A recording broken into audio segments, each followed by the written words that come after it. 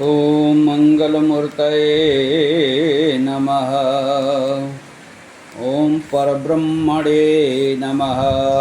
पूर्व की कथा में हम लोगों ने यह श्रवण किया था कि कन्यादान की महिमा के विषय में। जब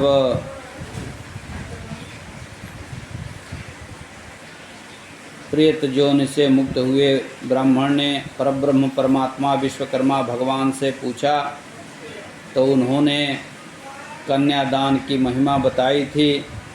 उस पर उस ब्राह्मण ने भगवान से कन्या प्राप्त होने का वरदान मांगा था। भगवान ने उसे वरदान दिया, तथास्तु कहा। फिर भगवान ने उससे पूछा, तुम्हारा विवाह नहीं हुआ है तो कन्या कैसे प्राप्त होगी? उस ब्राह्मण ने कहा कि मैं विवाह करके गृहस्थाश्रम के जंजाल में पड़ना नहीं चाहता, इसलिए आप मुझे अपनी कृपा से मुझे एक कन्या प्रदान करें। तब भगवान ने कहा था, तुम इस विश्व कुंड में स्नान करो और स्नान करने के बाद से तपस्या करो। समय आने पर तुम्हें कन्या की प्राप्ति होगी। तब वह ब्राह्मण विश्व कुंड के तट पर पर्णकुटी बना करके बड़े ही मनोयोग से परब्रह्म परमात्मा विश्वकर्मा भगवान की आराधना करने लगा, तपस्या करने लगा। एक समय की बात है कि एक अप्सरा जो इंद्र की सभा में नृत्य कर रही थी, उस समय वहाँ एक ऋषि के शाप से वह घोड़ी बन गई थी। और समयांतराल में जब वह उस विश्वकुंड के पास आ करके उस विश्वकुंड में स्नान किया था, तब वह एक रूपवती गुण संपन्ना कन्या बन गई थी। और तब उस कन्या को देख करके वह ब्राह्मण आश्चर्यचकित हो गया। भगवान वहाँ प्रकट होकर के कहा कि मेरे वरदान के फलस्वरूप आज तुम्हारी कामना पूर्ण हुई है। अब तुम इस कन्या को किसी योग्य ब्राह्मण वर के साथ विवाह करके और कन्यादान का पुण्य अक्षय फल प्राप्त करो। तब प्रभु के अमृतमय वचन को सुन करके ब्राह्मण के सभी अंग प्रफुल्लित हो गए, पुलकित हो गए और उसके आँखों से प्रेम के हर्षाश्रु, प्रेमाश्रु बहने लगे। वह अपने नेत्रों से प्रभु को एकटक निहारने लगा। तत्पश्चात धीरे से उठ करके प्रभु के चरणों में साष्टांग प्रणाम किया और वेद के उत्तम ऋचाओं द्वारा, मंत्रों द्वारा, अनेक स्तोत्रों से प्रभु की प्रार्थना की। पूर्ण मनोरथ प्राप्त करके वह ब्राह्मण प्रभु की आज्ञा लेकर के उस बालिका के साथ अपने घर जाने के लिए इला चल गया। प्रभु की आज्ञा पा करके वह ब्राह्मण अपनी पुत्री को लेकर के काशी नामक अपने नगर गया। वहाँ जा कर के काशी अर्थात वाराणसी बनारस में जा कर के रहने लगा और स्वयं नित्य प्रति भिक्षा लाता तथा वन से फल फूल कंदमूल आदि ला करके अपना और अपनी कन्या का पालन पोषण करता था। इस तरह पिता और पुत्र आनंद पूर्वक अपना जीवन बिताने लगे और वह कन्या दिन प्रतिदिन बढ़ने लगी, उसकी उम्र बढ़ने लगी। सूर्य नारायण के तेज से वह कन्या उत्पन्न हुई थी, इसलिए वह रूप और गुण में भी सर्वोत्तमा थी। और कन्या के बुद्धि पूर्वक वचन और उत्तम व्यवहार से ब्राह्मण अपना जन्म सफल मानने लगा। वह पुत्री रूपवती, गुणवती और आज्ञाकारिणी थी। अपनी पुत्री की एक माँ से भी अधिक वे ब्राह्मण देखभाल करते थे। समय बीतने लगा और वह कन्या विवाह की अवस्था तक पहुँच गई। अपनी कन्या को विवाह योग्य देख करके ब्राह्मण उसके लिए सुंदर ब्राह्मण की खोज किया और उसके साथ अपनी कन्या का वागदान दे दिया। उसके बाद कन्यादान के लिए तैयारियां की। ब्राह्मण स्वयं जंगल में जा कर के आवश्यक समिधा लकड़ियां काट कर ले आया, उसका मंडप बनाया और उस मंडप को बेल पत्ते आदि से सजाया। इस तरह से अपने द्वारा बनाए गए लकड़ी के मंडप में उसने उत्तम विधि से अपनी कन्या का कन्यादान किया। उसके हृदय की अटूट श्रद्धा और सच्ची भावना से दिए गए दान से प्रभु प्रसन्न हो गए और उस समय सबके बीच मंडप में एक चमत्कार हुआ। सब आश्चर्यचकित रह गए। सारा मंडप उसका सोने का बन गया और बेल पत्ते सभी पदार्थ भी कीमती हीरे और मोती के रूप में परिवर्तित हो गए। पाप और पुण्य का अतिरेक होता है तब उसका फल मनुष्य को उसी समय मिल जाता है। एक कथा आती है कि दो भक्त थे। एक भक्त एक पीपल के पेड़ के नीचे तपस्या कर रहा था और दूसरा भक्त एक केले के नीचे तपस्या कर रहा था। नारद जी उस मार्ग से जा रहे थे तो पीपल के पेड़ के नीचे जो भक्त तपस्या कर रहा था उससे नारद जी ने पूछा, तुम क्या कर रहे हो? उस व्यक्ति ने कहा कि मैं तपस्या कर रहा हूँ, भगवान की आराधना कर रहा हूँ। नारद जी ने कहा, क्या तुम्हें ईश्वर की प्राप्ति हो जाएगी? उसने कहा, हाँ, मुझे पूर्ण विश्वास है ईश्वर की प्राप्ति हो जाएगी। फिर और आगे बढ़े। नारद जी ने उस केले के पेड़ के नीचे तपस्या कर रहे भक्त से पूछा, तुम क्या कर रहे हो? उसने कहा, मैं भगवान की तपस्या कर रहा हूँ।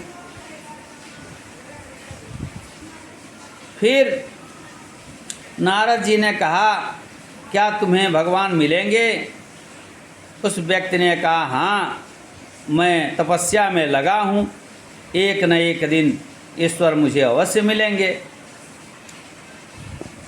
ऐसा सुन करके नारद जी वहाँ से प्रस्थान कर गए और जा करके उन्होंने परब्रह्म परमात्मा से सारा वृत्तांत कह सुनाया।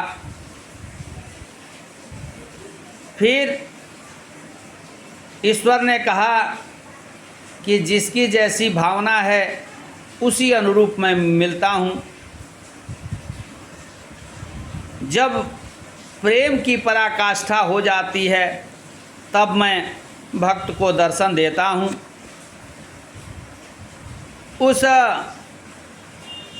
वाणी को सुन करके नारद जी जब पुनः आए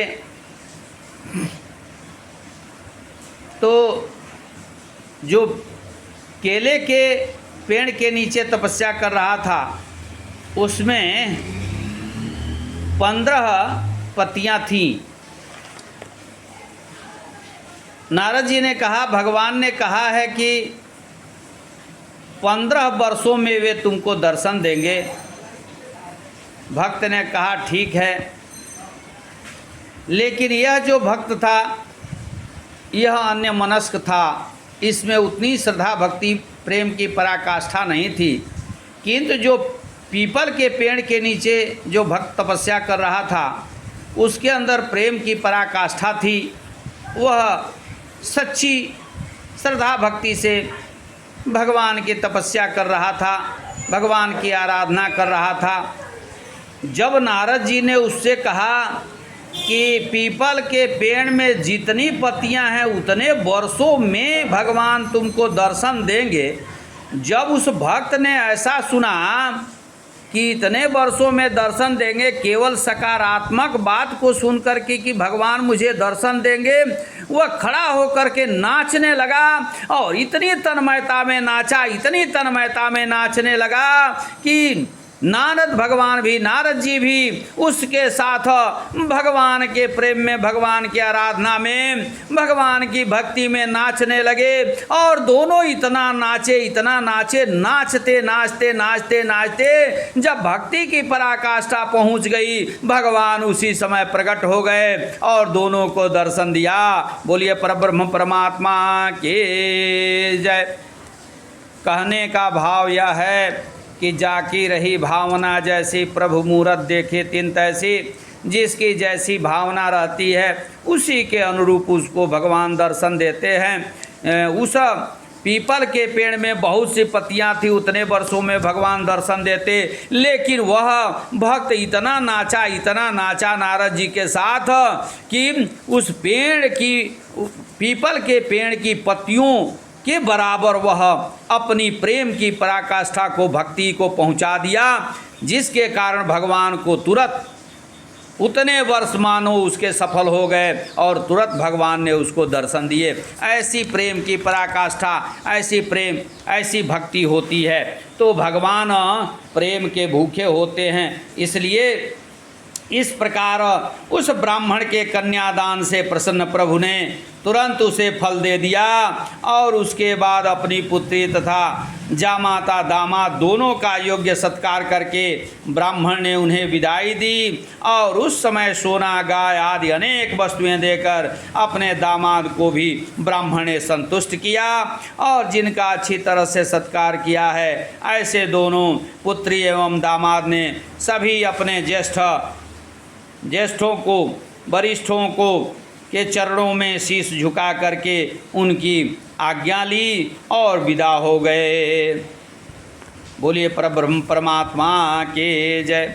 सूत जी कहते हैं, हे ऋषि, अपनी पुत्री का योग्य रूपेण कन्यादान देने से जिनका मन संतुष्ट हुआ है, ऐसे ब्राह्मण प्रभु की शरण में गए और सभी बातें बता करके परमात्मा से निवेदन करके वे ब्राह्मण प्रभु की आज्ञा से फिर तपस्या करने चले गए। ऋषि बोले, हे सूत जी, कन्यादान का अत्यंत उत्तम एवं अटूट महात्म सुनकर हमें बहुत आनंद हुआ। हे श्रेष्ठ सूत जी, आपके पास प्रभु के सामर्थ्य को प्रकाशित करने वाली अनेक प्रकार की प्रभु की लीला कथाएं हैं, जिनको सुन करके हमारा मन तृप्त नहीं होता है।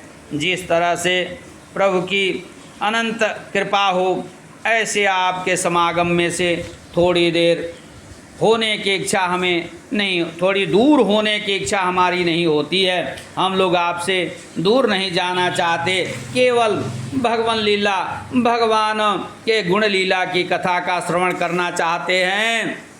सौनकादि 88,000 ऋषियों ने सूत जी से कहा कि हे महाभाग, कन्यादान करते ही ब्राह्मण को सद्य फल की प्राप्ति हुई, यह बात हमारे मन में शंका उत्पन्न करती है। आप हमारी शंका का निवारण कीजिए।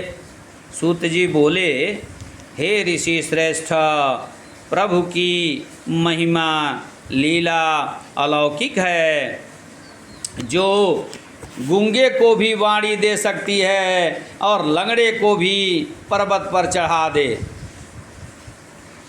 गुंग बोले, गुंगा बोले और अंधे को सब कछु दर्शाई। मूक पुनि बोले, अंधे को सब कछु दर्शाई। और लंगड़ा जो है सो, गुंगा बोल सकता है, लंगड़ा पर्वत को लांघ सकता है। ऐसे प्रभु कृपालु भगवान की जिस पर कृपा हो, उस व्यक्ति का बेड़ा पार हो जाता है।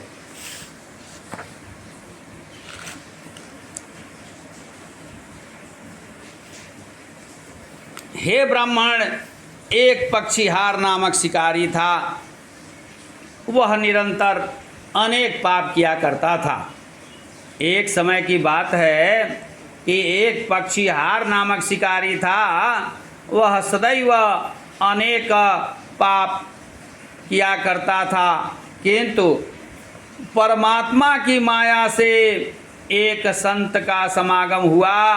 सदैव संत और प्रभु भक्तों का समागम बिगड़े व्यक्ति की बुद्धि सुधार देता है। इसलिए भक्तों ने कहा है कि संतन के संग लाग रे तेरी अच्छी बनेगी, संतन के संग लाग रे तेरी अच्छी बनेगी, संतन के संग लाग रे तेरी अच्छी बनेगी, अच्छी बनेगी तेरी बिगड़ी बनेगी, अच्छी बनेगी तेरी बिगड़ी बनेगी, प्रभु चरण अनुराग रे तेरी अच्छी बनेगी, संतन के संग लाग रे तेरी अच्छी बनेगी, अच्छी बनेगी तेरी बिगड़ी बनेगी, अच्छी बनेगी तेरी बिगड़ी बनेगी, प्रभु चरण अनुराग रे तेरी अच्छी बनेगी, संतन के संग लाग रे तेरी अच्छी बनेगी, अच्छी बनेगी तेरी बिगड़ी बनेगी, अच्छी बनेगी तेरी बिगड़ी बनेगी, प्रभु चरण अनुराग रे तेरी अच्छी बनेगी, प्रभु चरण अनुराग रे तेरी अच्छी बनेगी। अरे सूर की बन गई, कबीर की बन गई, सूर की बन गई, कबीर की बन गई, सूर की बन गई, कबीर की बन गई। अरे तुलसी के कुल गए भाग रे तेरी अच्छी बनेगी, संतन के संग लाग रे तेरी अच्छी बनेगी। गिद्ध की बन गई, अजामिल की बन गई, गिद्ध की बन गई, अजामिल की बन गई, गिद्ध की बन गई, अजामिल की बन गई। अरे सबरी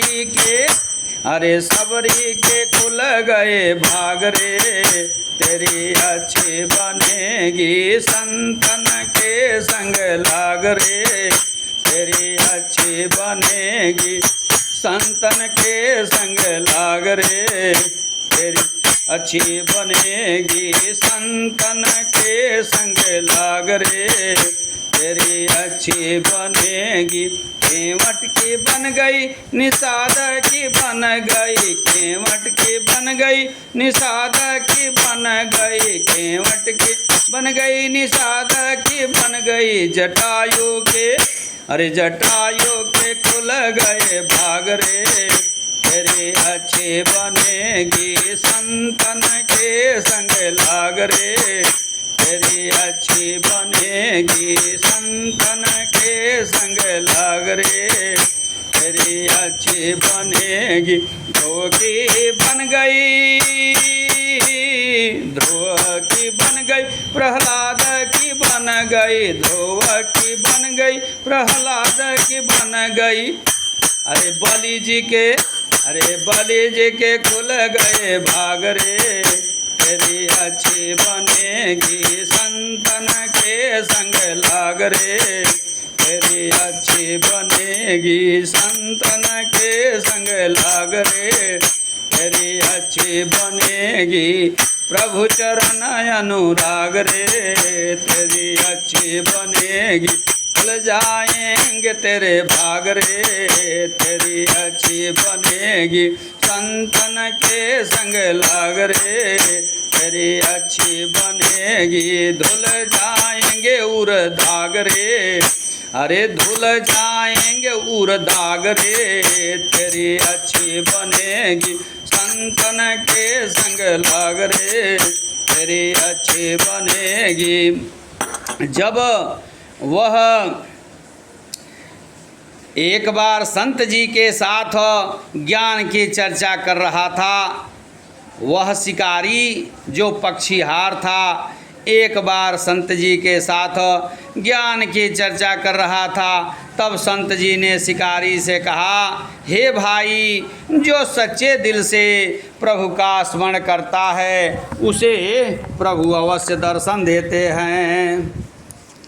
जब से आपका समागम हुआ है, वह पक्षीहार बोला, हे संत जी, जब से आपका समागम हुआ है मैं भी प्रभु के दर्शन करना चाहता हूँ। जब से आपका दर्शन किया है मैं हमेशा समय निकाल करके प्रभु के नाम स्मरण में व्यतीत करता हूँ, किंतु अब आप बताइए कि मैं किस प्रकार से स्मरण करूँ और मुझे प्रभु के दर्शन कब होंगे, कैसे होंगे। शिकारी के इस निश्चल भाव को सुन करके संत जी प्रसन्न हो गए और प्रभु के प्रतिभाव देख करके वे इतने प्रसन्न हुए, वे सोचने लगे कि यह तो कई पाप कर चुका है, ऐसे शिकारी को प्रभु कैसे दर्शन देंगे।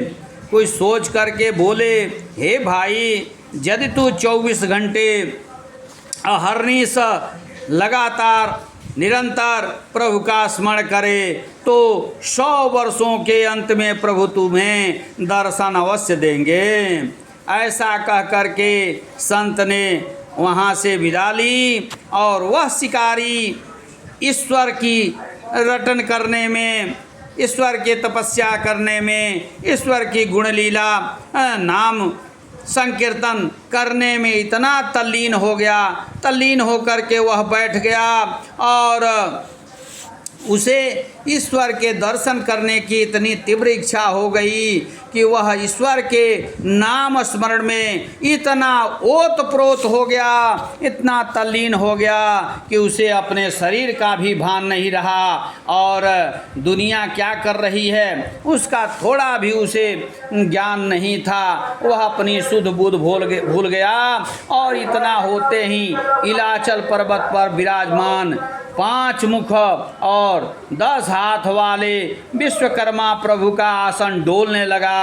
अपने भक्त की तपस्या का कारण समाधि में से जान करके प्रभु हंसारूढ़ हो करके और भक्त को दर्शन देने चले गए। बोलिए परब्रह्म परमात्मा की जय। इधर संत जी ने सोचा कि शायद 100 वर्ष में भी प्रभु इसे दर्शन नहीं देंगे तो मेरा जो वचन है वह निष्फल हो जाएगा, इसलिए वे सारी बात प्रभु को बताने इलाचल चले गए। किंतु वहाँ प्रभु को न पा करके वे विस्मित हो गए, सोच में पड़ गए, किंकर्तव्य विमूढ़ हो गए। आकाश मार्ग से जाते हुए नारद जी से उन्होंने सारा वृतांत का सुनाया और स्वयं नारद जी भी उस संत के साथ लेकर जहाँ प्रभु अपने भक्त के पास खड़े थे वहाँ आ पहुँचे। यहाँ प्रभु ने उस शिकारी के हृदय में अपना स्वरूप दिखाया और इस चमत्कार से वह एकदम जागृत हो गया। वह शिकारी, उसकी समाधि टूट गई और तुरंत अपने आंखें खोली, अपने सामने प्रत्यक्ष परम तेज स्वरूप साक्षात परब्रह्म परमात्मा विश्वकर्मा भगवान को देखा। प्रभु के दर्शन से जिसके हृदय में अत्यंत आनंद प्राप्त हुआ, ऐसे उस शिकारी से कुछ भी बोला नहीं गया। वह विस्मित हो गया, वह मूक जैसा बन गया। अपने आसन से उठ करके वह प्रभु के चरणों में साष्टांग प्रणाम करने लगा और प्रभु ने उसे अनेक उच्च कोटि के वरदान दिए और अगले जन्म में प्रभु में चित्त रखकर मोक्ष होने का भी उसे वरदान दिया। बोलिए परब्रह्म परमात्मा की जय। इस तरह से संत जी के हृदय में काफ़ी उथल पुथल मची हुई थी। प्रभु को प्रणाम करके सारा वृत्तांत उन्होंने बताया। फिर कहा, हे प्रभु, मैंने इस शिकारी से तो कहा था कि तुझे 100 वर्षों के बाद प्रभु के दर्शन होंगे, किंतु उस समय भी दर्शन होंगे या नहीं इसका मुझे संदेह था। यहाँ तो सब विपरीत हुआ। आपकी लीला अपरंपार है और क्षण भर में ही आपने उसे दर्शन दे दिया। मुझे बहुत आश्चर्य हो रहा है। आप मेरे मन का समाधान दूर कीजिए। संत जी के ऐसे वचन सुन करके प्रभु हंसे और हंस करके बोले, हे साधु, आपने शिकारी को जो कहा था वह सत्य था। आपने जो सोचा था वह भी सत्य था। आप जो देख रहे हैं वह भी सत्य है। वास्तव में व्याध ने सच्चे दिल से, सच्चे हृदय से, शुद्ध अंतःकरण से, शुद्ध श्रद्धा भक्ति से मेरा स्मरण किया था। अच्छे अच्छे योगियों को भी जन्म जन्मांतर के बाद, अनेक जन्मों की तपस्या के बाद मेरे दर्शन नहीं मिलते। वह इसने क्षण भर में प्राप्त कर लिया। आपके उपदेशों से उसे मेरे दर्शन की ऐसी लगन लगी, ऐसा यह व्याकुल हो गया, ऐसी तपस्या की, घोर तपस्या की इतना तल्लीन हो गया कि पल भर में समाधिस्थ हो गया और उस समाधि में मेरे साथ उसकी आत्मा एकाकार हो गई, मिल गई और मुझे बाध्य होकर के इसको आकर के दर्शन देना पड़ा। क्योंकि पाप या पुण्य जब अपनी पराकाष्ठा पर पहुँचते हैं तब उसका फल उसी समय सद्य ही मिल जाता है, प्राप्त हो जाता है। सुत जी बोले, हे ऋषियों, इस प्रकार कन्यादान के महात्म का मैंने आपके समक्ष वर्णन किया और आप क्या श्रवण करना चाहते हैं मुझे बताइए। बोलिए परब्रह्म परमात्मा की जय, पवन सुत हनुमान की जय, सभी संतों की जय, सभी भक्तों की जय, वैदिक सनातन धर्म की जय। ओम पार्वती पतये नमः। हर हर हर महादेव शिव शंभो। बोलिए विश्वकर्मा भगवान की जय। श्री विश्वकर्मा पुराणे कन्या दानस्य महिमा नामकस्य 15वाध्यायः सम्पूर्णः।